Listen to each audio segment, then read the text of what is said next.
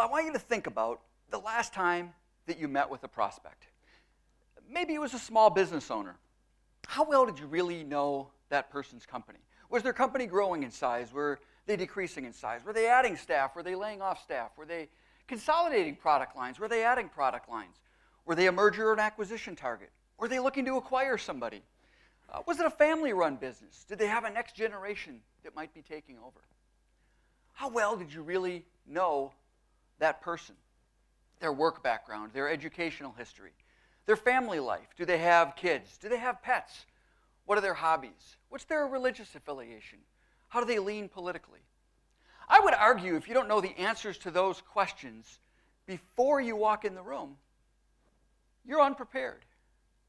So show of hands, who here has ever gone to a meeting before and you just don't know as much as you'd like to? Right? We've all done it. I teach this stuff, and I'll go to a meeting sometimes, and I'm not as prepared as I'd like to be. So today we want to answer the questions, could our businesses be better? Could our practices be better? Could our client relationships be better if we had access to better information? So I'm going to start out by showing us a video of a business owner who's got some pretty good access to information. Now, she's not in the insurance industry. She's not in the financial industry. But I dare say she'd be an outstanding client for any one of you. She owns a chain of restaurants, pizza stores. So of all things, let's see if a pizza store owner can do her job better with access to better information. Pizza Palace, guaranteed hot in 30 minutes or it's free. This is Mary. May I take your order? Hi, Mary. Yes, I'd like to order. Is this Mr. Kelly? Yes. Thank you for calling again, sir. I share your national identification number as 610-204-999-8-45-54610. Is that correct? Yes. Thank you, Mr. Kelly. I see you live at 736 Montrose Court, but you're calling from your cell phone. Are you at home? I'm just leaving work, but I'm... Oh, we can deliver to Bob's Auto Supply. That's at 175 Lincoln Avenue, yes? No, I'm on my way home. How do you know all this stuff? We just got wired into the system, sir. Oh, well, I'd like to order a couple of your double meat special pizzas. Sure thing. There'll be a new $20 charge for those, sir. What do you mean? Sir, the system shows me that your medical records indicate that you have high blood pressure and extremely high cholesterol. Luckily, we have a new agreement with your national health care provider that allows us to sell you double meat pies as long as you agree to waive all future claims of liability. What? Do you agree, sir? You can sign the form when we deliver, but there is a charge for processing. The total is $67 even. $67? Well, that includes the delivery surcharge of $15 to cover the added risk to our driver of traveling through an orange zone. I live in an orange zone? Now you do. Looks like there was another robbery on Montrose yesterday. You could save $48 if you ordered our special Sprout Submarine Combo and picked it up yourself. Comes with tofu sticks. Those are very tasty, sir. Good value, too. But I want double meat. Well, I'm sure you can afford the $67 then. You just bought those tickets to Hawaii. They weren't cheap, eh? Oh, but I see you checked out the budget beach bum at the library last week. Up to you, sir. All right. I'll get the Sprout subs. Good choice, sir. Gotta watch that waist if you're hitting the beach, eh? 42 inches. Wow. Man, I'd say tofu and sprouts is like required. That's how much? Just between you and me, there's a $3 off coupon in this month's Total Men's Fitness magazine. Your wife Betty subscribes to that, right? Anyhow, clip that and it's $19.99 even. Whoa, looks like you maxed out on all your credit cards. Bring cash, okay? Okay, so that was a little bit extreme. Maybe. You know, here's a crazy thing. That was a video produced back in 2002, before this concept of big data even existed. And it was a video produced to scare us. Hey, folks, if we're not careful, this is the world in which we're going to live. We talked about change earlier. Imagine back in 2002 when the internet was pretty brand new, when the ability to access the internet off of a mobile device didn't even exist. And they produced this video to kind of scare us, you know. Oh, if we're not careful, this is the way it's going to be. And, you know, when you produce a video like that, you really push the limits. Well, it's really never going to be that bad. Well, fast forward to today. Fast forward 15 years. Everything you just saw is not only technically doable, it's already happening. We've all heard of big data. You've read about it. You might be wondering, what is big data? And big data is, well, think of everything you do in a digital format. Every time you swipe a credit card, send a text message, leave a voicemail, send an email, post online, post on social media, walk around this hotel room, this hotel conference center. There's Cameras everywhere. Everything we do is being digitized and shared, and big government's using that information, and big companies are using that information to market to us. And the reality is that all of us have access to big data. You see, this room has wireless internet access. There's trillions of pieces of big data floating around your heads this very instance. The key is, how do we take data and translate that into information and transform information into knowledge and then act on that knowledge to deepen our client relationships, find new opportunities, and grow our business? And that's what we're going to learn today. Over the next hour and a half, I'm going to teach you how to find information in ways you never thought possible. Using the tools you use every day, tools like Google and social media. I'll introduce you to the invisible web, the hidden part of the internet.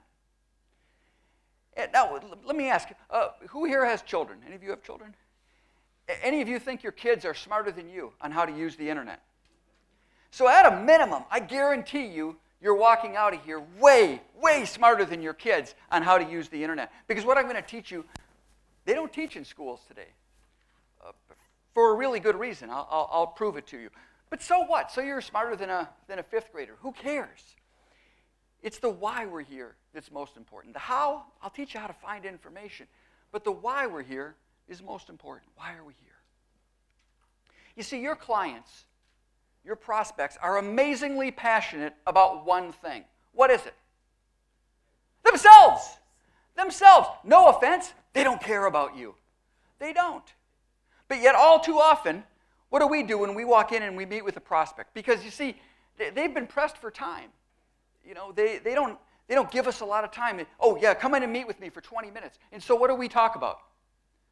We talk about ourselves, don't we? We talk about our different insurance products that we can offer. For those of you who are doing wealth management, you talk about asset allocation models. You know, they don't care. They don't care about any of that. But what they massively care about is themselves. And that's why we're here.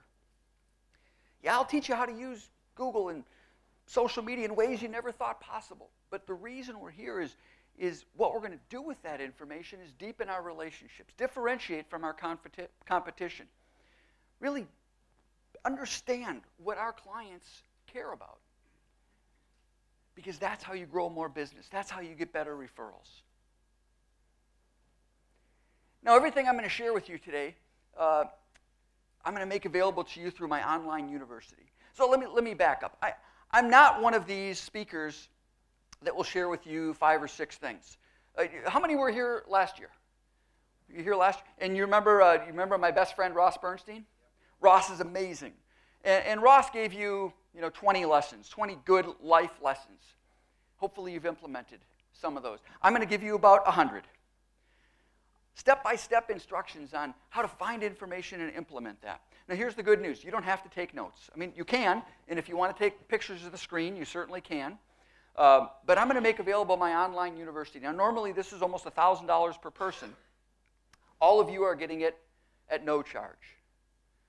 And you'll be able to go online and access 3 to 4 minute how-to videos, how to implement everything I'm sharing with you today. There's a little downloadable guidebook, step-by-step instructions. And if all works successfully, we're actually going to videotape this presentation. I'll edit the slides into it. I'll make that available to you as well. So all you have to do is, and I'll put this website up later, just go to this website, you create your own username and password, and you're in. I'm not going to try to sell you anything else. There's nothing else you can buy. This is it. This is all I got. So you get it all for free. So again, feel free to take notes, but sit back and enjoy. And hopefully you'll have a little fun, and you'll learn a few things as well. So knowing more. I'm going to put you through Search University. And we're going to start out in Google University. And if it's okay, we're actually going to start out in Google Kindergarten. I'm going to teach you some of the basics. Now, some of you might know the basics. Bear with me. I'll get through the basics in 3-4 minutes. I just want to make sure everybody understands how this amazing tool works. Because once you understand the basics, then I can teach you some of the really cool tools, some of the tricks and resources that might be available as we go through Google, high school, college, and a little master's and even a little PhD in how to use this amazingly powerful tool. So Google Kindergarten. What is Google? Google is really nothing more than a big vacuum cleaner. So imagine this vacuum cleaner going all over the internet, and what it's looking for is websites with words on the page. Google finds a website with words on the page. It flips on the vacuum cleaner, sucks up the words, stores the words in the vacuum cleaner bag. And if I go into Google and type in 1, 2, or 3 words, all Google's doing is saying, hey, where do those 3 words appear most often? There's no human being saying this site's better than that site. It's just, hey, here you go, here's everything. So if I go into Google and type in insurance, what do I get? Oh, about 80 million results, right? Here's every website in the world with the word insurance in it. Health insurance, medical insurance, home insurance, auto insurance, fire insurance, and everything in between. So the key to effective searching is math. It's a mathematical equation formed by a 19th century mathematician named George Boole. You may have heard the term Boolean logic. And Boolean logic is really the code or the technology that runs pretty much everything we use. Now, they used to teach Boolean logic in school, but they don't anymore for a pretty simple reason. You see, the power of really good technology is it's intuitive, right? I can fire up Google, I type in 2 words, things just show up. You know what the problem of really good technology is? It's intuitive. I never have to learn the good stuff. Let me teach you the good stuff. The first one's a plus sign. Hey, Google, every result you deliver must have the word insurance, must have the word retirement. Now, insurance could be in the first paragraph. Retirement could be in the 40th paragraph, but both of those words have to appear on the page. I put a plus sign, a space before and after the plus. Now, technically, you don't even need to know this one. If I go into Google and type in insurance retirement with no plus sign, I get the exact same results in the exact same order. So why am I showing it to you? Because I want you to start seeing how Google works. Next time you're in any search engine, type in 2 words with no plus sign, and then watch what happens to the website address. And you'll notice that Google will start building the mathematical equation for you. So start thinking mathematically. The next one's or in all uppercase. Well, I'm not really sure. Do I want this or do I want that? Do I want investment or do I want insurance? By typing OR in all uppercase, a space before and after the or, you actually expand your search. Now make sure you use or in uppercase. If you put or in lowercase, you get every website in the world with the word or in it. Don't want that. Or in all uppercase, this or that. Now this next one is really powerful. It's the quotation marks. And it will save you time. See, I know what you're thinking. You're saying, oh yeah, I probably should Google people before I meet with them. But I don't have time to do this. I've got a business to run. I've got proposals to write. I've got people to meet with. I've got employees to manage. I don't have time to Google people. And you know what? You're absolutely right. You don't. You don't have time.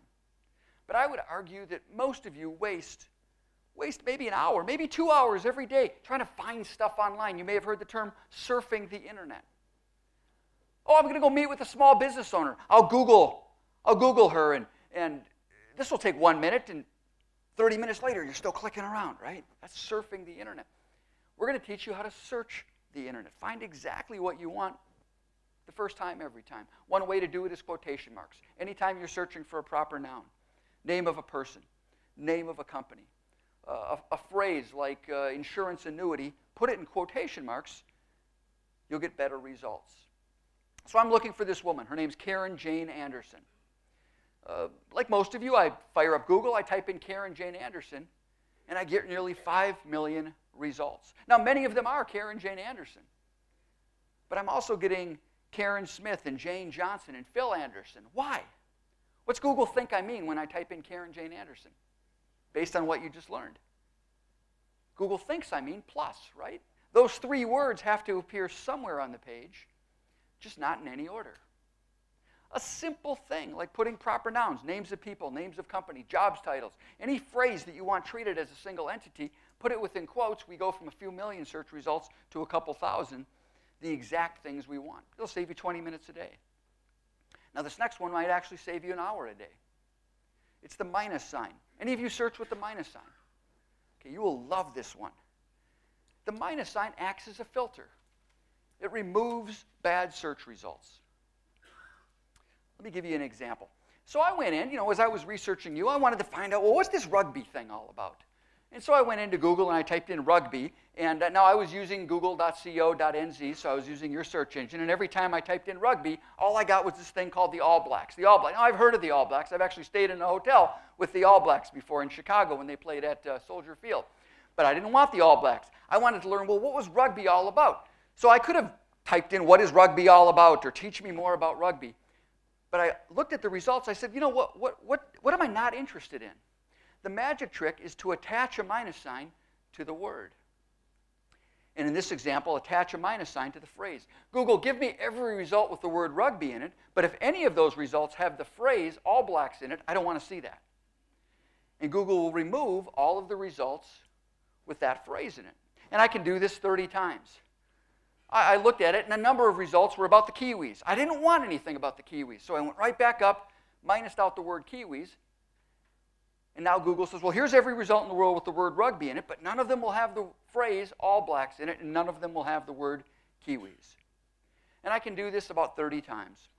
So I can start out with a super broad search, and in a matter of seconds, drill down to the information that I care about. So that was Google Kindergarten. Was that helpful to you? Great. Now, how do we use this to start growing our business? So let's start moving into high school, into college a little bit. We're going to build what's called a combo search. So again, I'm looking for this woman. Her name's Karen Anderson. And she's an elementary school teacher somewhere in Canada. I think it could be Toronto or Edmonton.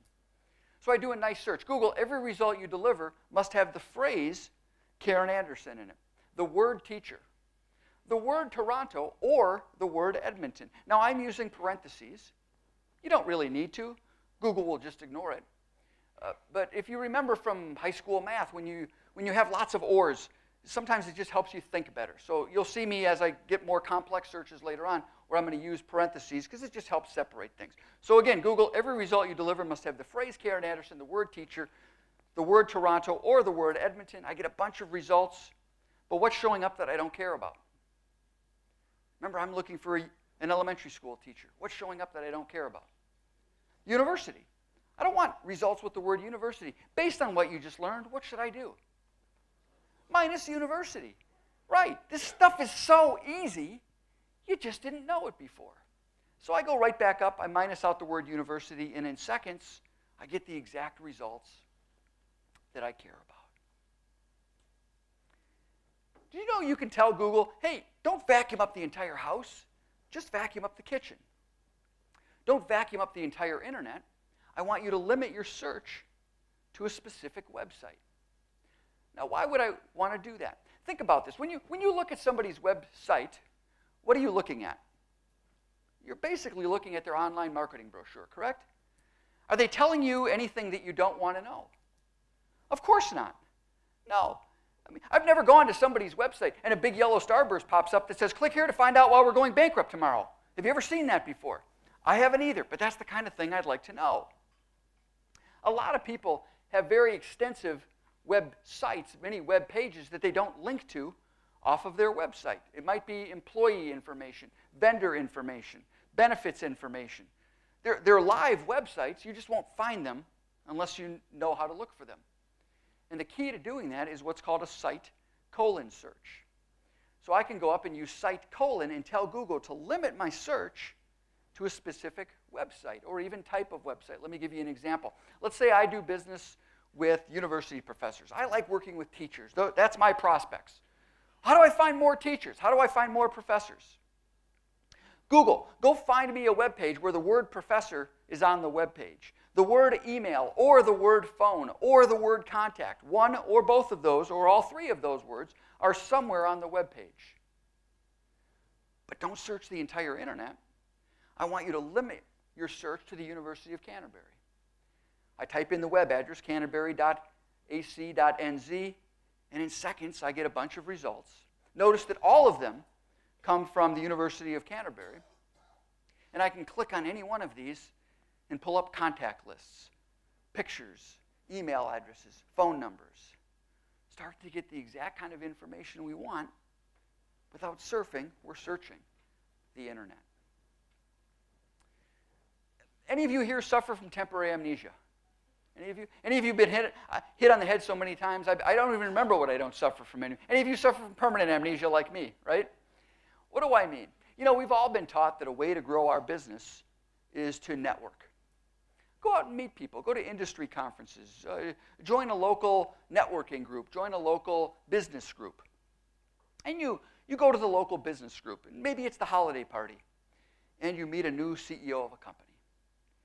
And she's very interested in what you have to do. She said, you know, I'd really like to offer my employees some great group insurance.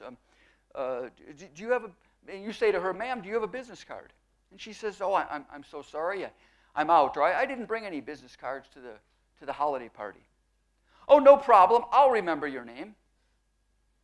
No, you won't, right? You get back to the office the next day. You have no clue. You have no idea who that person is.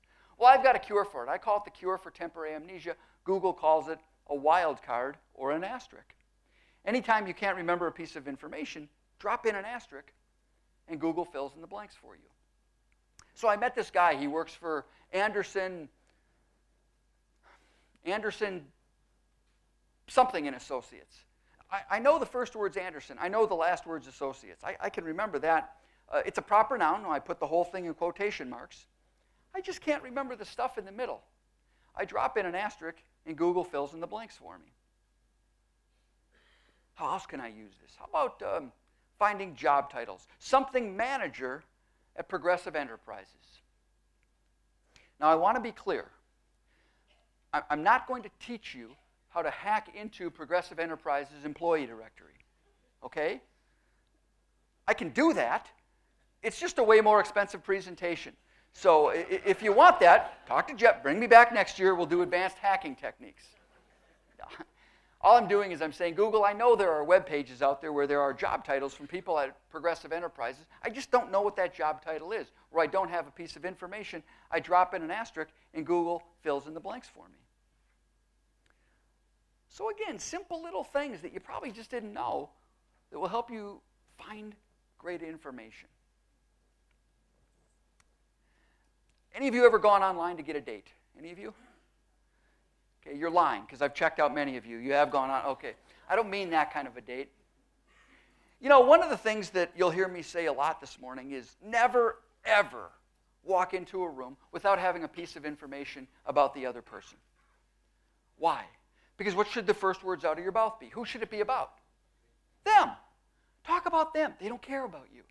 Talk about them, an award they've won, something that their children have done, something that their company has done that's exciting. Talk about the other person. Well, how do you do that? Let me share with you a story, and it's 100% of the reason that I'm in front of you today. In fact, this one little story represents probably 30% of my business now. So I had an opportunity to meet with a gentleman named Tom Burns. Tom Burns is the #2 guy at Allianz North America.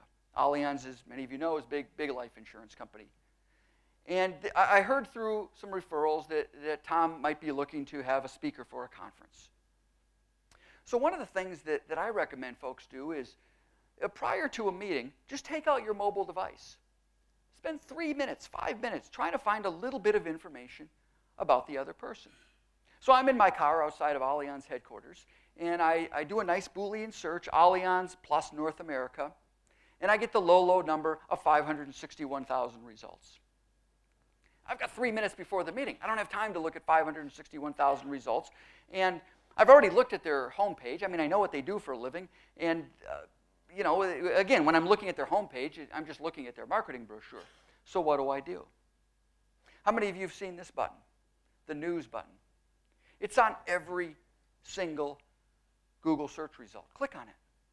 When you click on the news button, you'll pull up articles about what's going on in the other person's world today.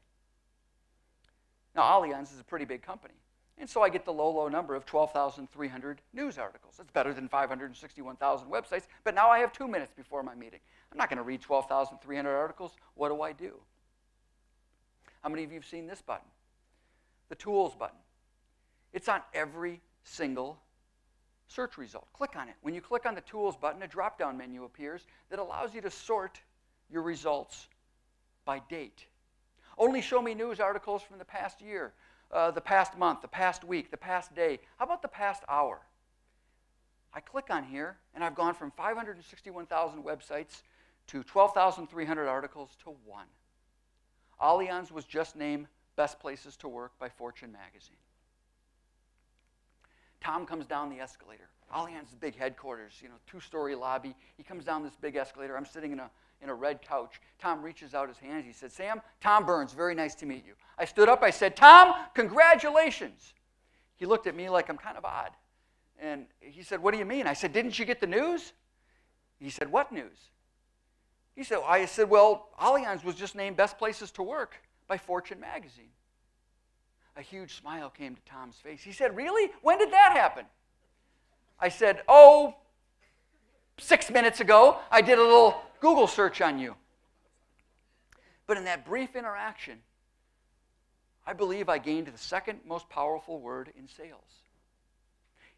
Now, the first most powerful word in sales is probably 2 words. It's, I'll buy.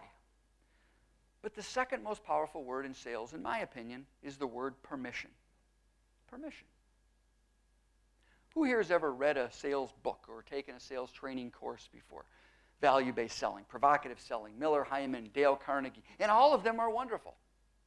And you've sat through those 2-hour or 2-day courses, and in the first portion of the course, the instructor says, you need to ask great questions. You need to ask compelling questions, right? You've all heard that before. And you nod your head. You say, well, that makes sense. I need to ask questions. Let me tell you something. You don't have permission to ask questions. Let me tell you how a lot of you run your business. It's probably not you, but certainly you when you were younger, when you were first starting out. You're selling some insurance. Now, that's hard to do, right? And so who are the first people you call on when you're first starting out? You call on your friends. You call on your parents' friends, right? And your parents' friends agreed to meet with you at a coffee shop, let's say. You're going to go meet with that person. And you walk in, hi, very nice to meet you. I know we don't have a lot of time together, so let's just cut to the chase. How much money do you make? Right? What are your goals in life? Do you have children? I don't have permission to ask those questions. Now, you might be a little bit more tactful than that, but trust me, I've sat through a number of them. That's what we do, right? We start asking questions before we even know the person. We don't have permission. And let me ask you, when people start asking you intimate questions where you just met the person, how does it make you feel? What does it make you feel? It makes you feel that somebody's selling to you, right? They don't, this person doesn't really care about me. This person doesn't care about my family. They're just trying to sell me something. They're trying to convince me of something. You don't have permission to ask good questions. Let me share with you my interaction with Tom. Hey, Tom, congratulations. What do you mean? Oh, didn't you get the news? What news? Allianz was just named Best Places to Work by Fortune magazine. Really? When? 6 minutes ago. I now have permission to ask a pretty good question, don't I? Hey, Tom, what makes this such a great place to work? And for the next 20 minutes, what did Tom talk about? Himself and this company in which he built.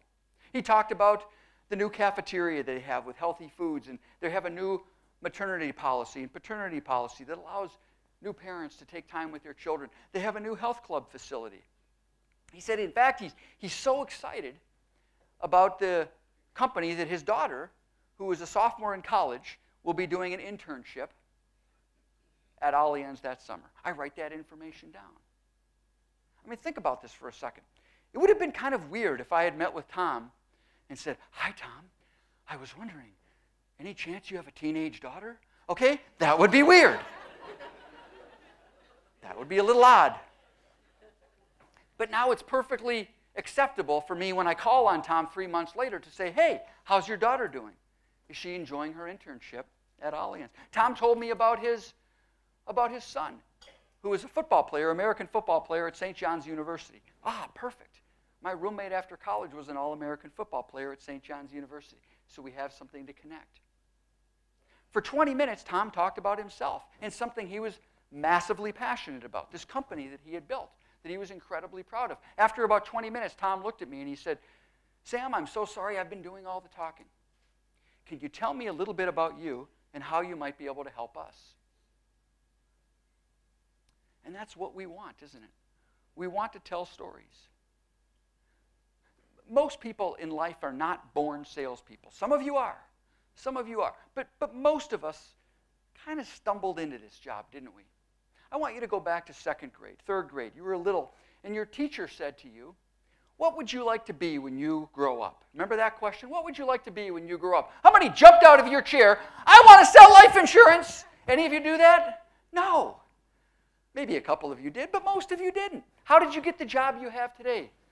You just did. You met somebody in school, or you had a mentor, and you got excited about financial services, and you got excited about insurance, and you thought to yourself, well, this would be a really nice career. I can help people live their dreams. I can protect them from the risks that are out there. And I can make a lot of money doing it. And I can make some great friends and have some wonderful clients. It's a wonderful life. I get to go to these great conferences. You just kind of stumbled into it. You're not natural salespeople. But you're probably really good with other people. You're probably wonderful at telling stories. And when you ask great questions, you gain permission to ask questions, that's when we can tell our stories. Tom ended up hiring me. I guess I did a good job because he kept recommending me to other people. He kept recommending me to others in the financial services industry. I eventually got recommended to speak at MDRT, where I think Matt saw me. Matt saw me, and that's probably the reason I'm here today. You saw Ross there as well, and that's why I'm here. None of that happens if I do it the old-fashioned way. Hi, Tom. Very nice to meet you. I know you're very busy, so let's spend the next hour talking about me. He would have gone a different direction. This stuff really works. I'm going to teach you, I call this kind of the James Bond method of finding stuff online. Have you ever downloaded a file from the internet? Right? You run a Google search, and when you click on the link, instead of it being a website, it might be a PDF file. Or someone emails you something, and they say, click here to download this document. Maybe it's in a Dropbox file or on the Amazon cloud. And you think nothing of it. You click, you download, you find things on. Did you know that there are billions, probably trillions of documents floating out there on the internet? Sometimes they're secure. Sometimes they're not, if you know how to find them. Here's how you find these documents. You use what's called a file type colon search. Where I have YYY, you replace that with the kind of file you might be interested in. So what kind of Excel spreadsheets might be out there that could be helpful to us? Member lists, attendee lists, PowerPoint documents, PDF files could be proposals. PDF files could be donor lists, nonprofit annual reports, all sorts of things. Let me give you an example. Oftentimes people will ask me in the financial services industry, Sam, how do we find a list of high net worth individuals? How do I create that?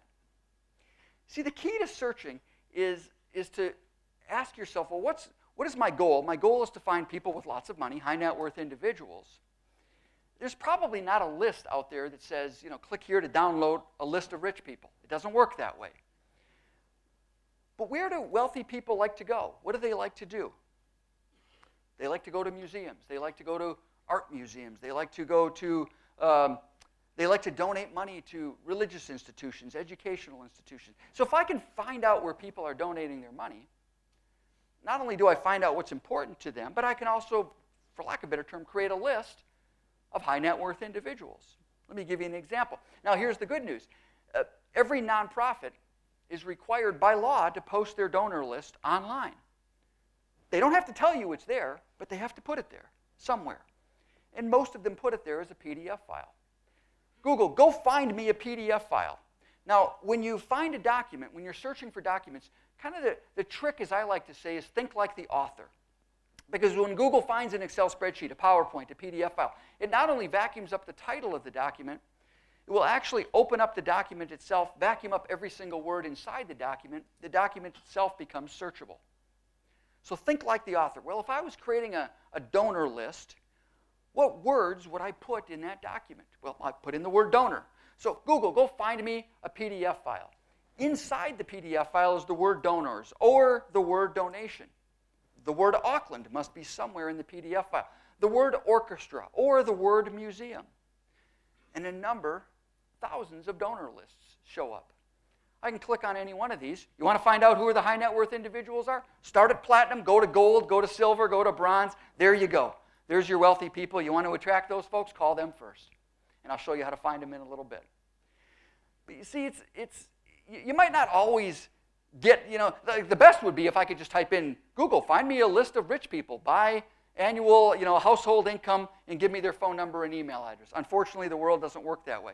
But you can sometimes think a little bit differently. Where do people hang out? Maybe it's a golf club membership.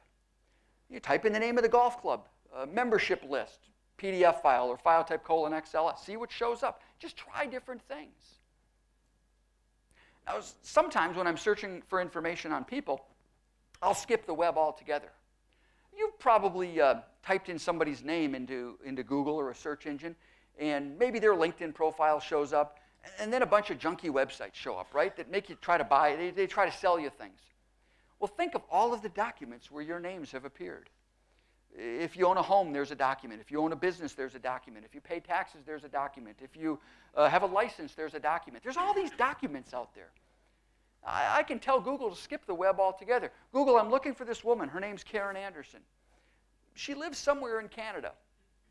But I don't want you to look at websites. I only want you to find Excel spreadsheets with those phrases and words, or PDF files, or Word documents. And in seconds, I don't get any junky websites.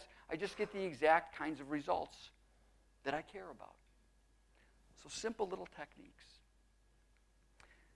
Now, about this time, you're getting a little nervous. And you're saying, okay, this is kind of neat, but what are the bad guys doing? And you've probably read in the newspaper that the bad guys are doing a lot. Now, one of the things that I try to pride myself on is when I have the opportunity, the honor to speak to a group, I want to provide you a lot of value. So hopefully you're enjoying today's program. You're getting some good education. You're going to get access to the No More University at no charge, but I want to even go further. So I'm not going to tell you exactly how I did this search. I do like to remain free. I don't like to go to jail. But I will give you the results if you're interested. Here's a list of 52,000 names. 52,000 names. First name, last name, address, city, state, zip, phone, email address, credit card expiration date, and the credit card code. See, I bet you didn't think by attending today's program, you too can have a beautiful home theater system paid for by one of these guys. How nice is that? No. Why am I sharing this with you? The real reason is when you think of your jobs, you sell insurance. Some of you are moving into wealth management. You're going to get some licenses. Your industry's changing. And in my opinion, changing for the good. Because you might think that you sell different insurance products. But I dare say that your clients think of you a little bit differently. I think your clients think of you as the family CFO, the family chief financial officer. They're certainly looking to you to help them make money, but they're looking to you to help them not lose any money and make good decisions. And unfortunately, in the world in which we live today, there are bad guys out there. Everything I'm showing you today is ethical. I'm not hacking. I'm just showing you different backdoor ways to find things. There are bad guys out there. And so what I would recommend you do is educate your clients on the necessity to making sure that they have strong passwords to their bank accounts, their financial accounts. That they might even use things like a password manager. Whatever types of services that you might use for identity monitoring, those kinds of things. Get up to speed on those, because unfortunately this is the world in which we live. The bad guys are a lot smarter. Well, I don't know if they're a lot smarter, but they're certainly a lot faster than the government. And so those bad guys are out there trying to steal your client's money. And again, I look at you as the family CFO. I think it's honestly your responsibility to help educate your clients on what's out there and what they might do to protect themselves. Okay, so that was Google. Was that helpful to everybody? There's a lot more stuff on the No More University. I just wanted to kind of share with you. Those are the kinds of things that if I'm in your shoes, that I'm going to use on a daily basis. Now we're going to talk about the invisible web, or the part of the internet that Google can't even find. What percentage of the free and publicly accessible internet do you think Google even gets to? What percentage of the free and publicly accessible internet? Not 100%. What do you think, 80, 70, 30? Most people are shocked that it's less than 5%. Google gets to about 4.8% of the free and publicly accessible internet. The rest is what's called the invisible web, or websites that, for whatever reason, Google can't vacuum up. Now, why can't Google vacuum up a website? Well, there's lots of technical reasons, but I'll give you one you can all understand. Google can't register. Google can't put in a username and password. You've all gone to a website. You've gone to Insurance Newsnet. There's 100,000 articles here. They're all free as long as you open up an account and get a free account with a username and password. Google can't get a username and password. And whoever owns Insurance Newsnet doesn't want you to be able to find that article via Google, because if you could find it via Google, there'd be no reason to go to their site. Make sense? That's the invisible web. Makes up the majority of the internet. The largest search engine, or excuse me, the largest website in the world is probably Facebook. 1.5 billion users. Let's say that the average Facebook account has 50 pages, 75 billion pages completely hidden to Google. Now, I'll show you how to search Facebook in a little bit, but you can't do it via Google. So there are millions of these invisible websites out there. As I looked at your businesses, I wanted to find, well, what are the ones, if I was selling insurance, if I was a financial advisor in New Zealand, which ones would I be using? Let me give you a few. Owler.com. Owler.com has detailed information on every public and, more important, every private company in the world. I go and create my free account. Up in the upper right-hand corner, I create my free account. Now, let me give you a piece of advice. Don't use your work or personal email address to register for things. Go get a second email address, a third email address. I call it a fake email address. Just go to Gmail, go to Google, or whatever service you want to use, and get a second email address. And use that to register for things. So, for example, I have one. It's called samsfakeemail@gmail.com. That's what I use to register for websites. Because that way, if somebody sells my email address, I don't care. I never use that that email address other than to register for things. So we'll get an email address just to register for things. So I register, I create my free account, I go into Owler. Now you'll notice that in the invisible web, I'm going to use the same techniques, the same Boolean techniques that I shared with you in Google. I'm looking for this company. It's called Kiwi Digital. I put it in quotation marks, and I pull up some information about the company. I see that their founder, their owner is a fellow named Stephen Renata. They do about $537,000 in revenue, and they have 5 employees. Now, is this information accurate? Probably not, and that's okay.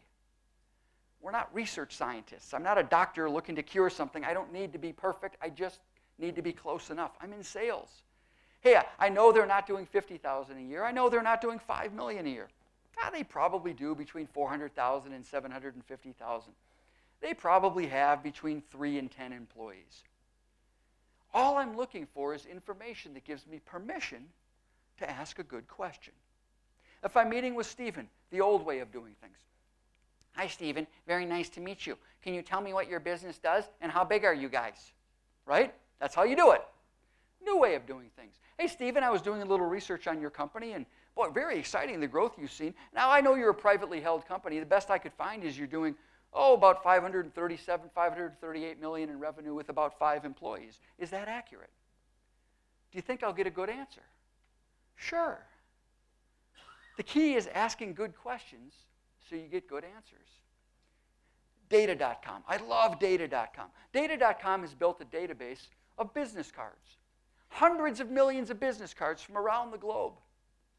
I don't know how they get them. I think they send zombies to restaurants at 3 in the morning and they steal the fish bowls with all the business cards. But they've got all these business cards. Now here's the problem. If you go to Data.com, you'll find that it's really expensive. It's a very expensive database. But you can backdoor it for free by going to connect.data.com. Now you might ask, well, why do they have this service? How do they make their money? I'll show it to you, but I'll show you how to bypass that as well. So connect.data.com. I go and I create my free account using my fake email address. Then I can log in. And I'd like to find out who works at Alchemy Agencies. I'm going to do a group plan. Or maybe I'm going to ask for some referrals. Maybe one of their directors is currently a client of mine, and I'm going to ask for referrals. And we're going to talk about referrals later on. So I want to find out who works there. Notice how I'm using my Boolean inside the invisible web. Alchemy Agencies, I pull up some basic information about the company, and then I pull up a list of all of the business cards of the people who work there. And over on the right-hand side, I can even see the date the last time the business card was updated. Now, some of you, maybe one of you in here recognizes this company. And you might say to me, oh, Sam, boy, Nick hasn't worked there in 3 months. You know what? I don't care. Again, I don't have to be right.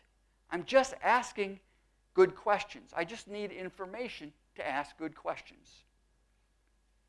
Old way of doing things. I call the front desk, the receptionist. Hi, I'm looking for your director or manager, please. Can you please put me through? What do? Click, delete, hang up, go away, right? New way of doing things. Hey, I'm calling for Nick Bray. Is Nick available? Oh, I'm sorry, Nick hasn't been at the company in almost 3 months now. Now, never lie. Always tell the truth. But watch what I'm going to say next. Oh, I'm so sorry, I never got the email. That's true, right? I never got the email. Oh, I'm so sorry, I never got the email. Can you please put me through to Nick's replacement? 90% of the time, what happens? They put me right through. So again, our goal isn't to be accurate. We're not taking a test. We're not scientists. We're sales. We're in the relationship business. We're just looking for information to ask better questions. So how does Connect.data.com make its money? Why do they offer this for free?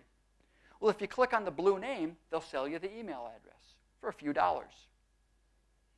How'd you like to find it for free? Pretty easy to do. Think about this for a minute. For most of us, our email address is the same back end as our website address. So if I work for Widget Corporation, website address might be www.widget.co.nz. Email address is probably something like srichter@widget.co.nz, right? So once I can figure out your website address, which is obviously pretty easy to do, I can usually figure out anybody else's email address at the company. I want to find the email addresses for the people I just found at Alchemy Agencies. I go into Google, do a nice Boolean search, find out that their website address is alchemyagencies.com. I now go to the invisible website hunter.io/search. I create my free account. I paste in the website address, alchemyagencies.com, and I pull up a list of email addresses of people who work at that company. And if I'm looking for Julie Smith, what do you think Julie's email address is? Take a wild guess, right? I just need to know, well, how does the company do their email addresses? Do they do first name dot last name, or first name initial at? Once I can figure out their naming convention for their company, I can usually figure out anybody else's email address at the company. I use this technique at least 3 or 4 times a week, finding different people and connecting with them. Now, news. I'm a big fan of news because, again, never ever walk into a meeting without knowing something about the other person. Now, I showed you Google News, and Google News works great. For those of you who are calling on larger companies, it works wonderful. Because Google News will look at the larger newspapers. But the problem is Google News doesn't go back very far, and Google News doesn't really feature small business owners. They don't even feature retired teachers or surgeons or professors. But where do those people show up? Frankly, where do all of you show up? You show up in the local newspaper, don't you? Your local community newspaper, the weekly shopper, or the newspaper that's mailed to you.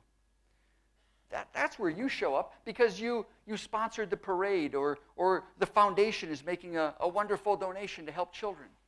That's where you folks show up, is in those smaller newspapers. Well, there's no such thing as a really good newspaper search engine. And when I can't find something online, I have a simple solution. I build it myself. So for full transparency, YouGotTheNews.com, it's my website. Now, the reason it's invisible, you don't have to log in. It's free. You don't even have to register. Just go to it. The reason it's invisible is nobody knows about it. So it's invisible except to people that attend my programs. Let me share with you a story. So I'm meeting with a gentleman named John Henricks. John is the CEO of a company called DGI Supply. And John's the president of an industry association where I'm a finalist. They're looking to hire me to speak. There's 2 other people. Those other 2 speakers are outstanding. I like to call that being in the maybe pile. See, you probably attended a presentation sometime in your life where somebody like me is standing up and saying, you need to be on social media. Have you ever heard that before? You need to have a LinkedIn profile. You need to have a Facebook page. You need to have a Twitter account and be tweeting relevant content to all of your clients. and you have to have a presence, and you got to go to trade shows, and you know what? All those things are important. They are. They are important. But let me ask you a question. Did anybody wake up this morning in the country of New Zealand and say, you know, I retired from work yesterday, and publicly traded company, I'm going to sell all my stock options. I just got $5 million. $5 million. I think I better go on Twitter and find myself an advisor. Has that ever happened? That's possible. I doubt it, though. All of those things are important, but that's a function of marketing. Now, if you like to do it, great, do it. But don't spend your time on Twitter and on Facebook and on LinkedIn. Let me just do the simple math for you, right? If you want to be on social media and do it better than anybody else, it will take you a minimum of an hour a day. Would any of you agree with that? Would you say that that's about, to do it really well, you got to write content, blog post, an hour a day. Now, if you spent an hour a day on social media and were LinkedIn and tweeting with people and all those things, how many clients do you think you'd get in a year? 5? 6? Hey, that's pretty good for free. You know, I'm just tweeting. It's a pretty good deal. I get 5 or 6 clients. Let's take that same hour a day. Is it reasonable to think that you could spend a little time researching and make 6 phone calls during an hour? Is that reasonable? 6 phone calls. One person you're going to talk to. You're going to leave one. You know, one person's going to say, you know, call me back later, and you'll leave 4 voicemails. 6 phone calls in an hour. Factoring in vacation time and things like that, that's about 1,200 highly qualified phone calls per year. Let me ask you something. If you were making 1,200 phone calls to the right person at the right time with the right message, talking about them, asking good questions, gaining permission to ask better questions, 1,200 phone calls, how many clients would you get? 30? 50? So again, there's nothing wrong. Matter of fact, tomorrow I'm going to be talking about the power of social media and those kinds of things from a marketing perspective. That's a function of marketing. Delegate it or do it in your off hours. Do it on the weekend. Schedule it. There's lots of things you can do. Because all your marketing efforts, all that does is get you in the maybe pile. What's the maybe pile? The maybe pile is you're one of 3. Now, you know why you're different. You know why you're special, but does the client? Once you're in the maybe pile, you're one of 3. From the client's perspective, you all sell the same stuff at the same price. How do you get the business if you're in the maybe pile? People do business with what? People do business with people who they like. People do business with people who they trust. We talked earlier, Jeff talked earlier about the speed of change and the massive amount of change in technological change that we're all facing in our industry, and everything in your industry is going to be touched a lot by robo-advisors. This is still a relationship business, and I dare say it will always be a relationship business. Let me prove it to you. I'm a pretty smart guy. I can find stuff online. If I want to have a robo-advisor, if I want to get an asset allocation model, it's pretty easy for me to find that and figure it out, okay? But yet I have a financial advisor that still gets, you know, in our family sense, he gets 1/2 of 1% AUM. I'm still paying, even though I can do everything that he does. Frankly, I'll just be blunt with you, I can do it better. I'm pretty good at investing, but I still have him. You know why I have a financial advisor? It's a real simple reason. My wife, brilliant as she is, has no desire to do anything financial. And if I ever get hit by a bus, I want my wife to be able to make one phone call and everything's taken care of. So I have a financial advisor because I want peace of mind, and I'm happy to pay for it. Do you think a robot can do that? No. See, my financial advisor knows me. He knows what's important to me. He knows what's important to my wife. He knows what's important to my family. He knows what's important to my brother, who now does business with Brett, and my parents and my aunts. Because he's built relationships. This is a relationship business.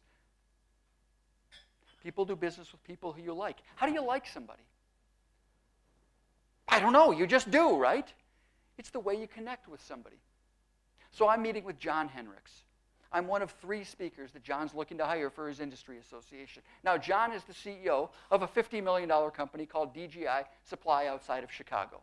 I practice what I teach, so I drive up to John's office. 5 minutes before I take out my mobile device, I do a Google News search on DGI Supply. Nothing shows up. USA Today, Wall Street Journal is not covering a $50 million distribution company outside of Chicago. I go to yougotthenews.com, I type in DGI Supply, I use my Boolean, and a whole bunch of articles show up, including an article about the guy I'm going to meet with. Some of you probably have heard of him before. His name is John Hendricks, the 1956 gold medalist on the Australian Olympic swim team. In fact, he's the first person ever credited to winning a race because he shaved off all his body hair. How cool is that? Not so much the body hair part, that's a little weird, but I've never met an Olympian before, much less an Olympian swimmer, much less a gold medalist, much less a gold medalist from Australia. So how do you use this information without people thinking you're a stalker? Here's the language that I use. It's kind of corny, so feel free to modify it, change it, make it your own, but it works every time. And it goes something like this. Hey, John. Before I meet with people, I like to do a little bit of homework. You know, you're a busy guy. I don't want to waste your time. What have I just done? I've completely differentiated myself from probably anybody John has ever met with before. Now, when John and I set up the meeting 3 months ago or 3 weeks ago, John's like, yeah, I'll meet with you. Let's say I'm in insurance. I'm one of you. Yeah, I'll meet with you. When John saw my name on his calendar this morning, what was going through his head? Why?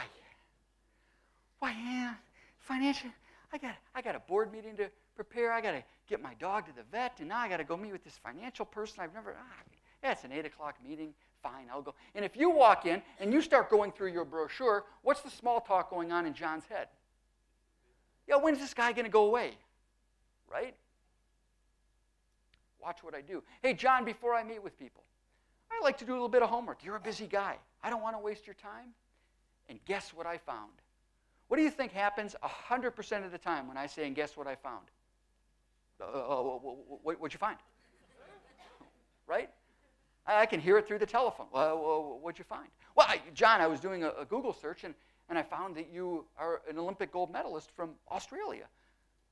I've never met a gold medalist, and here's the next magic phrase. Can you tell me a little bit about that? And then what do? And I listen. Because for the next 20 minutes, John's going to talk about who? Himself. John talked about how he won the gold medal for Australia. I said, that's neat. How did you end up in Chicago? He said, well, that's a great story. You know, while I was an Olympian, there was this beautiful woman. And we met at the Olympics, and we got married. And we moved down to Sydney, where I was a national hero. And then one day, her father called and said, John, I've got this company up in Chicago. I've got nobody to run it. Would you be interested? He said, sure, I'll come up there. And so John moved up to Chicago. John now has 3 kids. Fast forward 35, 40 years, and each child is a divisional president of the company. John and his wife are selling the company to the children. John and his wife are selling everything that they own. They're going to buy a big motor home, and they're going to tour North America. How cool is that? Would I have gotten any of that information doing it the old way? Hi, John. How much money do you have? Right? No. John and I connected because people do business with people who they like, who they trust. And he hired me, and I did a lot of work for his company, his association. Probably is one of the main reasons I do a lot of work in manufacturing today. So these simple techniques. Now, you might, oh, Sam, you're manipulative. No, I'm not. To be quite honest, I'm an introvert. All right? Going to the party last night was horrible for me. That's like poke me in the eyes with hot things, okay? It's painful for me to go out with people. Being on stage, no problem. With people, except when I know something about the other person. Then I get excited. Has there ever been a time where you've known something about somebody else? And you get excited, right? People pick up on that. Now, sometimes you're going to find information. It's just not appropriate to share. Right? Hey, Phil, congratulations. 3rd bankruptcy, 4th divorce. You think you'll get it right this time? No. But when you know something about another person, how does it make you feel? Confident, powerful, energetic. Do you think the other person picks up on that? Of course. When you're dealing with somebody, when you're dealing with a prospect, you're in the maybe pile. They're looking at 2 other advisors. All of you sell the same stuff at the same price. They're going to do business with the person that they just connect with. They have a relationship with. That's the power of what I'm sharing with you. Now, here's the good news. When I knew I was coming, you can tell where I speak because I create You Got the News searches. So I've created a You Got the News search just for you. It's every newspaper in New Zealand, Australia, Fiji, I don't know, 4 or 5 other places. Every big newspaper, every tiny newspaper, just go in, type in your information, and you can learn about the people and the businesses that you do business with. It's completely free. Again, you don't have to register. Please use it. Hopefully it'll help you as you research your prospects and your clients. Facebook. Who here has a Facebook account? Who here, when you opened up your Facebook account, read Facebook's 79 pages of terms and conditions? Let me read page 73. It was written in Latin. I'll translate. By opening up a Facebook account, you agree to our privacy policy, and you agree that we can change our privacy policy anytime we feel like it and we don't have to tell you. And that's what Facebook is, right? When you think about what's Facebook's only asset? Your information, correct? They don't want you to keep it private. And so anytime you watch a YouTube video or download an article or play a game on Facebook, a big red button pops up that says accept. You know, by watching this video, you agree to our terms, accept. And what do you guys click? Accept. You don't read the tiny little type under. Well, I mean, you'd need a magnifying glass because if you read it, it would say by clicking accept, you agree to our privacy policy. Privacy means we're setting it back to default. Facebook doesn't want you to keep the stuff private because if you keep it private, they can't sell that information to advertisers. Now, Facebook knows the power it has and how much information you folks put on there. All of us put on there. And so they have a really bad search engine because if you could search Facebook, it would scare you. You'd never use Facebook again. Well, that ticked me off, so I created my own search engine. See, I go into Facebook and I type in Karen Anderson. And Facebook says, great, you know, we've got 1.5 billion users. We have 8,647 Karen Andersons. Which one do you want? So I built You Got Social. Scariest search engine on the internet. Let me give you a couple of examples of what you can do with it. Hey, You Got Social. Find me every person whose job title is manager who works at Keepa the Advisors and lives in New Zealand. And I pull up a list of people and their Facebook pages. Now, is this every manager at Keepa? No, it's not. Those people have to have that information on their Facebook page. So if they didn't put that information on their Facebook page, it's not going to show up. Make sense? So you don't get everybody in the world that you're searching for. They have to have that information somewhere on their Facebook page. But you can do some pretty crazy things. You Got Social. I want you to find me all females. All females with the job title of founder who live in Auckland. Born between the years of 1970 and 1990. And here are all the female business owners in Auckland born between 1970 and 1990. What else kind of things? We'll talk about referrals in a little bit, but find me all of my friends of friends. So friends of my friends who aren't my friends. So these are all the people that my friends know who I don't know, who live in New Zealand and like wine. How many of you do client events? You know, you might do a client event and you say, you call up your client and you say, you know, hi Joe, we're going to be holding a client event this weekend, and I was hoping you can invite all your rich friends who like wine, right? How well does that go? How would you like to find out who your friends, who your clients already know who like wine? Now, I just did friends of friends living in New Zealand who like wine. I could also do friends of friends who live in New Zealand, who like wine, who are CEOs of company, born between 1970 and 1990, and are fans of the All Blacks. I could have done that too. I mean, I can do any of those kinds of things. Anyhow, I don't have a lot of friends in New Zealand. Well, hopefully I do now, but before I came here, I didn't have a lot of friends in New Zealand. So friends of friends who are also not my friends, who live in New Zealand and like red wine, here we go. Think about this. I live 8,000 miles away from you, and I can find people in New Zealand who are friends of my friends who like red wine. Isn't that crazy? Now, I told you I was an introvert.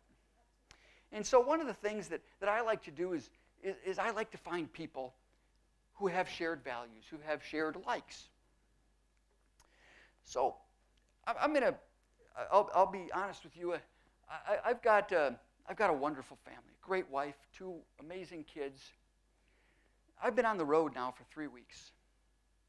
I'm going to fly home on Saturday, which, by the way, it's really cool because I'm going to leave here for breakfast and I'll be in Minneapolis for dinner. I'm not sure how that works, but I like it.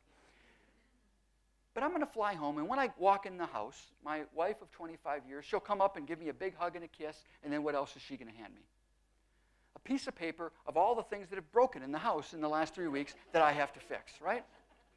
Now, I've got 2 incredible children. They'll run up to me, Daddy, they'll give me a big hug, and then what's the next phrase out of their mouth? Not even, did you have a good time? Daddy, how are you? What'd you buy me? Or, I need $20, right? There's only one thing in the world who loves me for me. They don't want anything. They don't need anything. It's Chloe. Chloe the pug. I'll run in. She'll run over. She'll hop up. She'll jump. She'll jump in my arms. She'll lick my face. She doesn't ask for anything. So I love pugs. If I can find people who love pugs, those are my people, right? I use You Got Social. Hey, You Got Social. Find me everybody where somewhere in their company they tell me that they work for an insurance company. So they have the name insurance somewhere in their company name. They live in New Zealand and they like pugs. And here are my people. It's crazy what you can do with these kinds of techniques. And hopefully you'll find some creative ways of learning about people and building lists of prospects and doing events and client events. And honestly, none of you are going to get any work done this afternoon because you're all going to be on You Got Social spying on your friends and neighbors. LinkedIn. Who here has a LinkedIn account? LinkedIn, the most powerful networking tool ever invented. 500 million people with LinkedIn profiles. What's a LinkedIn profile? It's their resume or their CV. Why do you have a LinkedIn profile? Because you want people to search for you, right? And most of you use LinkedIn completely wrong. I'll go into LinkedIn and I'll say, hey, LinkedIn, I'm looking for Karen Anderson. LinkedIn says, great. You know, of the 500 million, we've got 1,214 Karen Andersons. Which one do you want? What do? Use your Boolean inside the invisible web. Hey, I'm meeting with this guy named Jeff Page. Now, there's about 2,000 Jeff Pages on LinkedIn. Put in the person's name, put it within quotation marks, add part of the company name. I'm meeting with this guy, Jeff Page, and I'll pull up their LinkedIn profile every time. Now, what am I looking for? I'm specifically looking for something where I can ask a great question, where I can connect with something based on what Jeff cares about. Jeff doesn't care about me, but he massively cares about himself. I'll go through, I mean, you do, and no offense. You're like the rest of us. Congratulations. I'm going to find out where he's worked. What's his work experience? Where he's gone to school. Maybe I know somebody who went to school. Maybe I went to the same school, a different year. And I'm going to see that he's president, director of the Harley Owners Group. He's a Harley guy. One of my guys. I love Sturgis, Daytona. I told you last night, I used to be in charge of marketing for the Victory motorcycle, which is the, kind of the enemy of Harley. I understand that. But you think I can ask a great question? And what did we talk about last night? Bike trips. And you know what? I was genuine. I wasn't trying to manipulate you. I was genuinely interested. Have you been to Sturgis? Hey, what are the trips you've gone on? And we even talked about that the next time I suggest that you might land in Minneapolis, you'll come up, you'll have a barbecue at Ross and my house, and you'll head up to Sturgis. I'm trying to find something. Connect with people in ways that they care about. Build those relationships based on what the other person cares about. So congratulations, you are graduates of Search University. Now there's a lot more things in the No More University, but those are the techniques and invisible websites that I figured you might want to use on a regular basis. By the way, I promised you you're going to be smarter than your kids. You know why? What I just shared with you, they don't teach in schools for a really good reason. Let me prove it to you. You see, university would have been so much more fun if I had known this stuff. Try this. It actually works. New Zealand, put it in quotes, New Zealand, plus current and past, current events or history. New Zealand current events or history, plus term paper, put term paper in quotes, file type : DOC, Word document, print, go out and party. That's why they don't teach our kids this stuff. because university would have been so easy and fun. But in all seriousness, they don't teach this stuff because nobody reads the manual. You just got the manual. So great. What do we do with it now that you can find information? So let's spend the last 25 minutes we have together taking what we've learned and really showing you how to grow your business. Now, I've given you some techniques and some ideas, but let's really go deep. You see, a lot of you feel like this, don't you? Hopefully your desk doesn't look like this, but I bet your mind feels like this with all the new technology and information that we're getting. What did you say? It's like doubling every 5 years, every 2. There's so much stuff out there. How do we keep it straight? So hopefully I've shared with you some techniques to find the right information. So now that we know those techniques, we're going to go hunting for business. So I use some date ranges. There's AD, there's CE. Anybody know what BG stands for? It's before Google. It's when our world changed. How old's Google? Anybody know? It's about 20 years old. Any of you in this business, BG, before Google, right? Remember those days?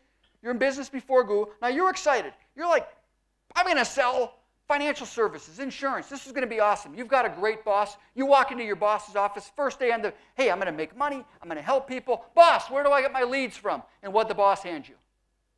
Phone book, right? Oh, wonderful. Where do I start? A. How do you know when I'm done? Z. And that's called hunting for little rabbits. Hunting for little rabbits. Calling everybody in the phone book, and it works. Hunting for little rabbits works. Mathematically, if you call enough people, somebody's going to buy from you. Hunting for little rabbits. It works. I don't think it's very fun. I don't like little rabbit hunting. I like fat rabbit hunting. So let's go find the right people with the right message, call them at the right time, connect with them, build relationships, grow our business. How do we do it? We're going to use some of the techniques I shared with you.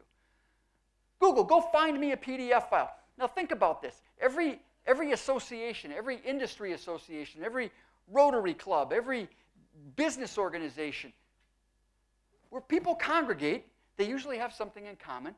And that organization where they congregate, they usually have what? A member directory. And oftentimes that member directory is posted online. Now, they might not tell you it's there. If you're a member of the association, you can log in and get to the hidden area and find the member directory, but they don't put it out there in the public. But it's still out there. Google, go find me a PDF file. Inside the PDF file is the phrase membership directory or member directory. But don't search the entire internet. I want you to limit your search to, instead of doing a specific website, I'm going to say a type of website. Site:\nz. And I pull up thousands and thousands of PDF files, membership directories for organizations within New Zealand. If I wanted to focus further, I could go right back up and add additional terms. Well, only show me medical. Type in the word medical. Legal. Type in the word legal. Type in medical or legal, however you want to do it, and pull up these lists of fat rabbits. Full contact information, email address, phone number.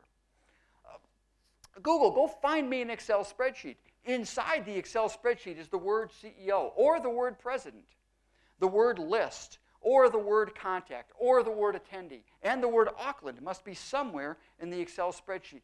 Thousands of spreadsheets exist. I click on the first one. It's a list of key decision makers. Full contact information, email address, and phone number. It's amazing what you can find. And here's the beautiful thing. You'll do a better job than me. Because you know what words to put in there. You know the exact types of words. Maybe you even know, you might even say, well, geez, if this list is any good, Julie Jones must be in that list. So put Julie Jones in. Google, find me an Excel spreadsheet. Julie Jones, Auckland, attorney. Because if Julie's on that list, there's a lot of other people in that list. Try different things. See what shows up. It's kind of an art. I'm using PowerPoint, so I make it look easy. It's not always easy. Just try stuff. And eventually, you'll get to a pattern, and you'll say, wow, I can't believe I can find this information online. LinkedIn, probably the best fat rabbit hunting tool on the planet. 500 million people in LinkedIn. And the problem is, most of you use it wrong. And in fact, LinkedIn used to be really powerful, really good, and then they were bought by Microsoft. So a lot of the stuff that used to be free, you now have to pay for. Why? I don't like that, so I'm going to show you how to use LinkedIn. Now I have to ask, do any of you have relatives who work for LinkedIn? Good. I'm going to show you how to hack into LinkedIn. It's not really hack. It's all legal. They just don't know that a guy like me is sharing it. You log into LinkedIn, and you use your Boolean. Hey, LinkedIn, find me every chief executive, or chief operations, or chief financial. Put it in Boolean, use your ors, and I pull up the low number of 792,000 results. Well, that's quite a few people. What do? Over on the right-hand side, I can sort those 792,000 results by different criteria. Only show me CEOs, CFOs, CIOs who live in Canterbury and West Coast. And of those, I get it down to 448. Still too many. So of those 448, only show me those who work in the healthcare industry. And in seconds, I've gone from 785,000 results to 21, the exact kind of fat rabbits that I care about. Now here's the problem. I don't live in New Zealand. And so I'm not connected with a lot of these folks on the first, second, or third level. And so when I look at their profile, when I click on it, I get this. LinkedIn member. And if I click on LinkedIn member, what's it going to do? Nah, you're not very popular, but for $79, you can upgrade. You know what? If you do a lot of prospecting, upgrade. They've got a tool called Sales Navigator. It's really good. But for the rest of us who just do the occasional prospecting, we'll watch what you can do. If you ever get, you have to upgrade, just take your mouse and highlight the job title. And then copy down that job title. Go into Google and paste the job title exactly as it was in LinkedIn. Punctuation errors, spelling errors, whatever's in there, put it in exactly as it was, but the magic trick is to put it within quotation marks. When you do that, Google will give you the person's name. Now I can grab that person's name, and just like I did with Jeff earlier, I'm going to paste Tony Hunter, put it within quotes, put part of the company name in, and LinkedIn says, well, geez, you have that much information on the person. You must be friends with him or her. Here you go. So congratulations, you now have access to 500 million people. But it still kind of angered me a little bit because you used to actually be able to search by other terms. You know, what is this person like? What university did they go to? What sports team did they like? You now have to pay for that. Well, that kind of ticked me off, so I built my own search engine. It's called YouGotTheLeads.com. YouGotTheLeads.com. Find me every CEO. Notice how I'm using my Boolean, or founder, or owner who lives in New Zealand, in the technology industry, and who's an entrepreneur. I like entrepreneurs. I like risk takers. I like the excitement of it. So if I'm selling insurance, those are my folks. Those are the folks I want to do it. If I'm going to do comprehensive wealth planning, I want to work with entrepreneurs because those are the folks that are going to go public someday. That's who I want to do business with. I type in entrepreneur and I pull up a list. And here's a guy I want to meet, Lothar Bongars. I don't even have to be logged in. I don't even have to know him at any connection. I just click on the link. It'll pull him up. I send him a message. Hey, I'm going to be out in New Zealand. Would you like to connect with me? Lothar and I are now connected on the first degree. I've made a new friend. So what do I do with that? Referrals. How many of you grow your business through referrals? Most of us, right? I'm going to be blunt. I believe that most of you are horrible at asking for referrals. You really are, right? Hi, Chris. How you doing? We've been doing business now for 2 years, right? You really like me, right? Do you know any other wealthy people who might like me? You know? And Chris says, yeah, I got a cousin. I hate his guts anyhow. I'll give him it. Right? You don't like it. Your clients don't like it. I don't like it. It doesn't work. But it's still the best way to grow your business. Happy customers referring you. So how do you do it? We did a survey of 30,000 clients of financial advisors, 30,000 clients. And we said, if your advisor asked for the referral by name, so instead of saying, Chris, do you know somebody who might know somebody? You say, hey, Chris, personal service has always been very important to our firm. Hopefully you've experienced that. Not like any organization. We like to grow. We need to grow. But we don't want to be too big. Anyhow, I was doing a little research. I saw that you know Alan. How well do you know Alan? Do you think he's a pretty good guy? Do you think he'd be a good fit for the culture of our organization? Chris says, yeah, I never thought about it. Alan would be incredible. Hey, do you think you could make an introduction if I send you an email. Or, hey, you both like red wine, I'll take you out for dinner, right? A survey of 30,000 clients of financial advisors. What percentage would give you the referral if you asked for the referral by name? 97%. 97%. We surveyed 5,000 financial advisors, and we asked them, have you ever asked for a referral by name? What do you think the answer was? 2%. 2. There's the best marketing you'll ever need to do the rest of your career. Think about it. None of you would be sitting here unless you were really good. Jeff only works with good people. You've already got a good book of business. Your clients love you. Start asking for referrals by name. 97% of them will say yes. Only 2% of you ever bother to ask. Ask for those referrals by name. Again, think about everybody that you know who's out there and who they know. And think about your own life. Don't you like to tell people, oh, I got a guy. Oh, I'm looking for somebody to do a deck remodeling on my house. Oh, I got a guy. Oh, I need somebody to help me with a new car. Oh, I got a guy. It works. Ask for referrals by name. How do you do it?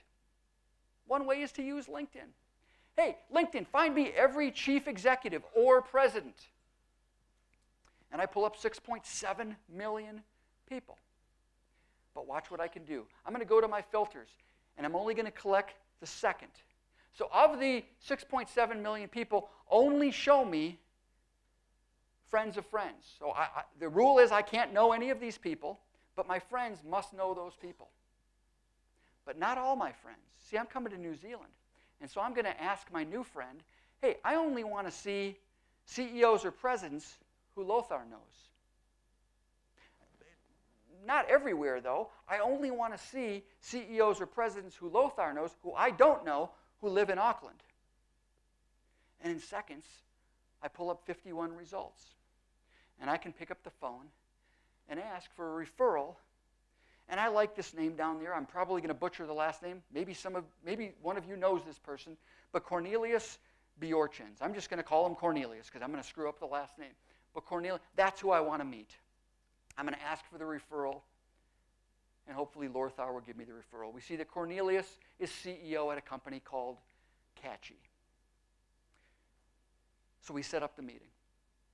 We're going to meet for coffee. So I've got to go learn about this guy. Got to go research him. So I want to bring it back to the why we're here. Remember, the how, I'm teaching you how to use Google and social media and the invisible web. But it's the why we're here that's most important. And people ask me, how did you learn this philosophy? And it really stemmed from when I was a little kid. My grandfather owned Smith Brothers Drugs. Papa owned Smith Brothers Drugs on the corner of West 7th and Davern in St. Paul, Minnesota. And it was one of those old-time pharmacies, drugstores, where they sold ice cream, and you could go in and get your prescription. You could get an ice cream cone on a Sunday. You could buy a toy. It was the place where the neighborhood hung out. And when I was a little boy, Papa Milt and I would actually go to the apartments around his drugstore, and we would hand deliver the prescriptions. And I remember walking up to the second floor in this old apartment building, and you'd open the door, you could smell the chicken soup down the hallway. You all know what I'm talking about. And we'd knock on Mrs. Yaskowitz's door. And you could kind of hear her cane across the wood floor, and she'd slowly open the door, and Papa Milt would hand her the prescription. And then he'd hand her a pint of ice cream. Not the cheap vanilla stuff either. It was the peppermint bonbon, the real good stuff. And then we'd walk a few more doors down, and Papa Milt would knock on Mrs. Parrington's door. Mrs. Parrington, when she opened her door, it was chaos, kids running everywhere. And Papa Milt would hand her a prescription, and he'd give her a red fire truck, or maybe a teddy bear. When Papa Milt and I would walk back to his store, I'd say to him, maybe I guess I had a business acumen at the time, I'd say, Papa Milt, I'm your grandson. When I come to your store, you make me buy the ice cream. You make me buy the teddy bear. Why do they get it for free? You're losing money. And here was his answer. He said, I'm not losing money. I'm building relationships. He said, down the street, there was this big construction project going on. He said, down the street, they're building one of these chain drugstores, franchises, and everything they do will be less expensive than me. But none of them know that Mrs. Yaskowitz has a little hard time getting out and she loves her peppermint bonbon ice cream. And they won't know that Mrs. Parrington is a single mom and she's got 2 kids and it's hard and she can't really afford toys. See, I know my customers. I know what they care about. I know what's important to them. And I don't care how many franchise stores they build, Mrs. Yaskowitz and Mrs. Parrington will always be loyal to me, even if I'm a little bit more expensive. And they'll tell their friends about me, even if I'm a little bit more expensive, because I'm about relationships. So yeah, we live in this digital world with Skype and text messaging and this and that. It still comes down to relationships. It still comes down to my financial advisor knowing that if I get hit by a bus, my wife makes one phone call and everything's taken care of. Can't replace that with a robot. That's a relationship. You know, I think President Roosevelt said it incredibly well. It's one of my favorite quotes, and it simply goes, nobody cares how much you know. They don't care how much you know about the insurance industry. They don't care about how much you know about wealth management and stocks and options and group plans and medical plans. They don't care until they know how much you care. Nobody cares how much you know until they know how much you care. So I'm going to go meet with my new friend, Cornelius, a fat rabbit. So in our last 9 minutes we have together, I'm going to share with you what you can do on a private citizen, a privately held company, now that you know how. Well, first I'm going to log into Google. I got to learn about the company. Now I know this is kind of Google preschool, but I need to know what these folks do. So I do Catchy plus Auckland. I pull up their webpage. I look at their webpage, and I find out that they're Australia's leading digital conversion specialists, although he's the CEO who lives in Auckland. Kind of interesting. But what have I just gained? One search. What have I just gained? Permission to ask a pretty cool question. Hey, why, Cornelius, I'm curious. I went to your website, and I see that you're Australia's leading digital agency, but you're the CEO of the company. You live in Auckland. Can you tell me why? Probably a really cool story there. I can click on the About button, and I learn that their head office, even though they're Australia's leading, they also have their main office in New Zealand. And here's the guy. I remember his picture from his LinkedIn profile. I click on this. It's a little bitty bio, not very much good information. But I do learn that he's one of the head tutors at New Zealand Marketing Association. Hey, I used to work in marketing. Matter of fact, I was in charge of public relations for Microsoft Consumer Technology Division. Back in the early 1990s, I had a company that we managed 90% of all software downloads in the world. We invented things like email marketing, banner marketing. Do you think I have something cool to talk about with Cornelius? A lot of the stuff that he does, I invented. Now remember, I just met this guy 30 seconds ago, and I'm already connecting with him. I'm learning a little bit about him. I'm going to go into Owler. What's this business all about? I type in Catchy. There's our friend Cornelius. I learned that the company does $4.4 million with 35 employees. Is that accurate? Probably not. But I know they're not doing $400,000. I know they're not doing $40 million. I approximately know the size of the company. Now, your government collects an incredible amount of information on companies. How do you find it? Pretty easy. Go to companies.register. Now, by the way, when you log into the No More University, the far right corner course is called Presentations and Downloads. In there, I have my reference guide, the step-by-step instructions on how to implement everything I'm sharing with you today. Then there's a folder called International Addendums. If you click on that, I've created an addendum for you folks. So these links that are New Zealand specific are in there as well. So companies.register, .companyoffice, .government.nz. I type in Catchy. Look what shows up. All their registration information, their address information. I find out who their directors are. I can click and learn more about their directors. I can even pull up their certificates. On their certificates, I even get Cornelius' signature. And the really good news is, see, I never have problems with accounts receivable. You know why? Because I'm really good at Photoshop, okay?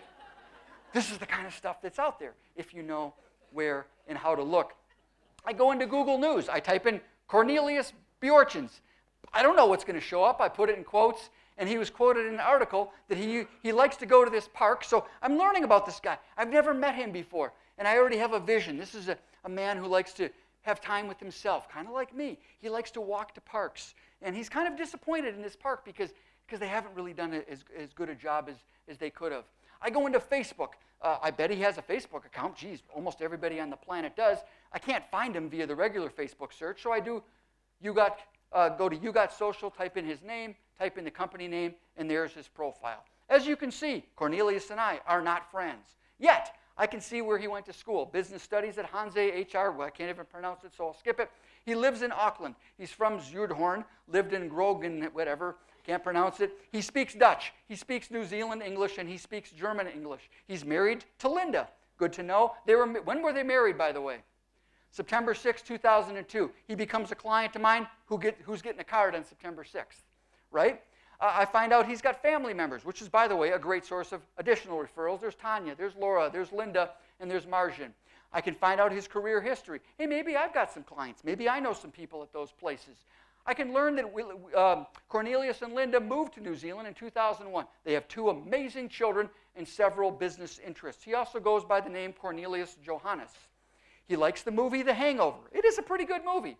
He likes these sports teams. Maybe I like those sports teams. And he's a big fan of Dash Berlin. Never heard of him, but suppose maybe he's good. I don't know. And he really doesn't like parking in Auckland. That's clear. He's a member of that group as well. He likes kite surfing. Probably a really cool thing to ask about. And, here's a picture of his 2 kids. Here's a picture of his wife, his 2 kids. I can tell what religious affiliation he is. I can tell that his son is into Boy Scouts. And here's Cornelius jumping off a bridge, which he might actually do once he finds out that I used him in a presentation in front of 200 financial advisors. So let's keep this part private.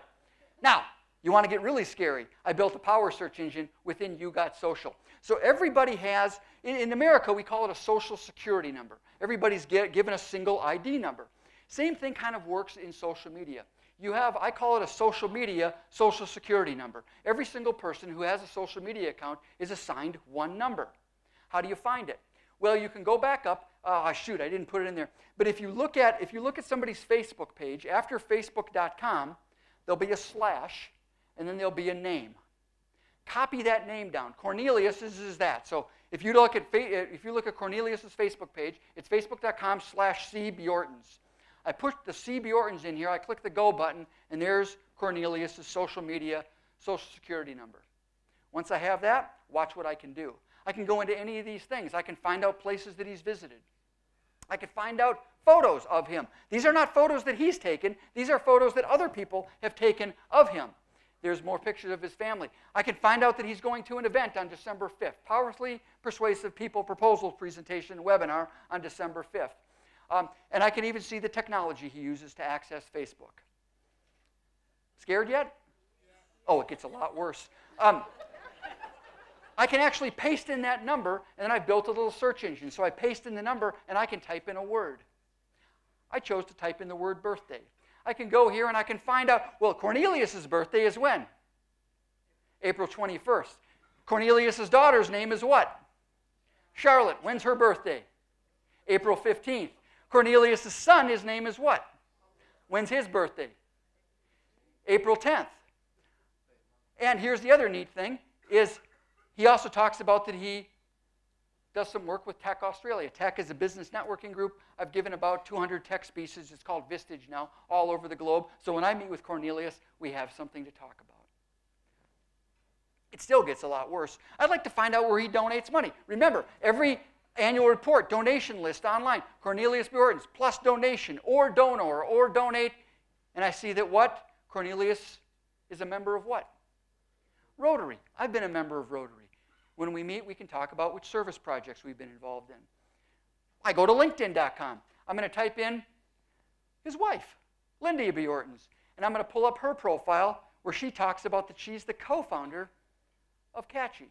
So now when I meet with him, and she, by the way, she's a pretty smart person. When I meet with him, I know that it's a family-run business. So they're both involved in the business. For those of you who have family-run businesses, you know what that does with the stress on the children and those kinds of things. So we can talk about those kinds of things. I'm connecting with him. I already feel like I know the guy, and I've never even met him. He lives 8,000 miles away from me. Got to reach him. I go to hunter.io.search. I know what his web address is. I type that in. I pull up his email address. There we go. There's both he and Linda's email addresses. Well, now that I have that, I'm going to paste their email addresses, put it within quotes, or into Google, just to see what shows up. In this case, both of their personal phone numbers show up, so now I have that as well. Now I'm going to go in, and I'm just going to try stuff. Cornelius Bjortens or Linda Bjortens, file type : PDF. A number of results appear. I clicked on this one. Well, now that I have that, it was a personal letter he wrote to some politician, but he put his home address in there. Well, now that I have somebody's home address, I'm going to go to qv.co.nz, and I'm going to see that he lives at 19 Opanuka Road, and his house is worth $710,000. It's a 5-bedroom, 3-bath with 2 car parks. Well, now that I have that, I'm going to go to Google Earth, and I'm going to type in his address, and I'm going to go right into his home and see if he's planting roses this morning. Okay. Now, do you really have to do all that? No. If I'm going to meet with Cornelius tomorrow, do I really need to do? No. Why did I show that to you? Because I could. You see, my personal mantra in life is give a person a fish, you feed them for a day. Teach them to use the internet, and they leave you alone for a super long time. Because none of you are getting any work this afternoon, right? You're Googling people. But is it reasonable? Is it reasonable that if I was meeting with Cornelius tomorrow, is it reasonable that I could look at his LinkedIn profile? Sure. Is it reasonable? Maybe I even look at his Facebook profile. Sure. I maybe do a You Got the News search. Sure. That's all you have to do. Now, if you're doing a big group plan for a multinational company and there's a board of directors, yeah, maybe you go deeper. You learn a little bit more. But in general, do the 3x5. Spend 3 minutes trying to find 5 pieces of information, or 5 minutes trying to find 3 pieces of information. I've never met Cornelius. Do you think I could have a good conversation? Do you think I could ask good questions? I already like the guy. Right? That's what this is about. And if I had the opportunity to meet with him, it would be fun. It would be fun. Let me leave you with a couple of gifts. If you need to reach me, that's my business card. In all seriousness, I'm pretty super easy to find. So if you have any questions at all, feel free to reach out. Again, go to samrichter.com/Keepa. All you've got to do is type in, you create your own username and password, and you're in. There's nothing else you have to do. Not only, by the way, when you log in, you'll also find that there's about 140 videos from a business partner, Mark Hunter. Mark is what's known as the sales hunter, and Mark covers areas of sales that I don't cover. Areas of sales like negotiation, what to do when a negotiation is stalled, how to get past a gatekeeper, what's an effective way to write an email. So it's really an A to Z university on selling, including all of my stuff and Mark's stuff. Hopefully, you'll be able to take what you learn and really grow your business. So will your business be better with access to better information? Let me close with a quick story. You know, people ask me all the time, how did you learn this stuff? There's no manual. Who taught you this? And I was self-taught for a really good reason. I had a sales call that I had to go on. And it was one of these deals that I could not mess up. Have you ever had one of those before? Where, especially when you're younger, where you're struggling and nobody's buying from you, and then finally someone's willing to take a chance. And your spouse has been yelling at you, hey, I'm going to give you 2 more months in this financial business, otherwise, you better go get a job because you haven't paid the mortgage, you're eating ramen noodles, right? You got to close this deal. We've all been there. I had to close this deal. My sales call was with a woman named Karen Anderson in Canada. Now, some of you may have been asking, why does this guy keep using Karen Anderson as his example? This is why. This was the person I was calling on, and I needed to learn a little bit about her. So I learned enough about Karen. I picked up the phone. We set up a meeting. We're going to meet at a place called Tim Hortons outside of Toronto. Now, I walk in Tim Hortons. I already know what she looks like. I've Googled her. And I walked up. She stood up, introduced herself, and the meeting went something like this. Hey, Karen, before I meet with people, I like to do a little bit of homework. You know, you're a busy person, and I don't want to waste your time. And guess what I found? In the early 1960s, you gave birth to a baby boy, and you put that boy in an orphanage. And that boy is me.